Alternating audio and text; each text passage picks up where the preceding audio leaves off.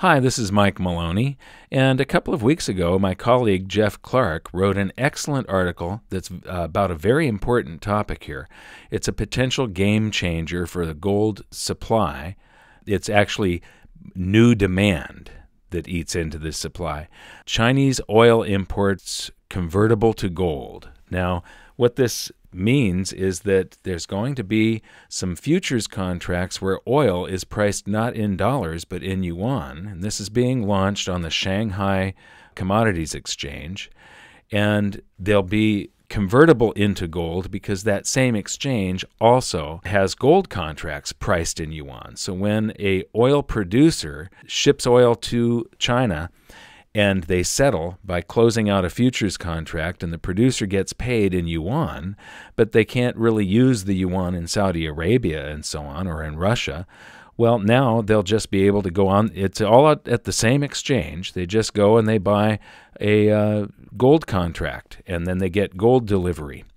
And what Jeff has done here is broken down this is the amount of oil imports, and if just 10% of that got converted into gold, it has to fit in this annual gold supply. Right now, with the price of gold where it's at and the price of oil where it's at, if 100% got converted, it's actually a greater demand than all global supply.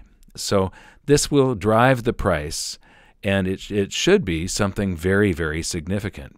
But there's people down in the comments section here that call it ridiculous and that there's no sources for this story. So here is one source, the Nikkei Asian Review, and what they're talking about is China sees a new world order with oil benchmark backed by gold. And so that's this article was written back in September 1st. And here's another article from the South China Morning Post on commodities, and China aims for pricing power in launching crude oil futures. This one has some nice charts. I love charts. This shows the amount of oil that China produces down here in the black lines, and then their consumption. And so all this has to be made up by imports, and it's growing very rapidly. So they're now the largest importer of oil in the world. Then there's the Shanghai Futures Exchange itself, and there's an article on here about the launch. And so this was from May when they released this article. This is something that they are doing. It's serious. But the way they convert, if you look here, products, you've got copper, aluminum, zinc, lead, nickel, tin, and gold and silver. And so once they sell oil isn't in this products list yet, but it will be.